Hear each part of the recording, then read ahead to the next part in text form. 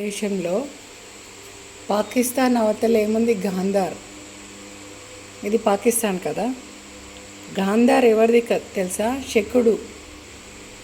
గాంధారి కళ్ళకు గంతలు కట్టుకుంది కదా, ఆమెకు సంబంధించిన రాజ్యం ఇది. అంటే వాళ్ళ బ్రదర్ది, సోదరుడు శకుని రాజ్యం ఇది. గాంధార దేశం అంటారు.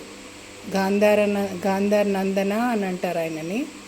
ఇక్కడ నుంచి ఇక్కడ వస్తే పాకిస్తాన్. అంటే మీరు చూసుకోండి, కౌరవులు అన్నట్టే వీళ్ళు. వాళ్ళకి మనం చెప్తే అర్థం కాదు, వినరు.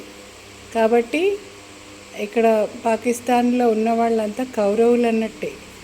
ఇదంతా ఈ అఖండ భారతదేశంలో ఇక్కడ ఉంది. ఇవంతా కూడా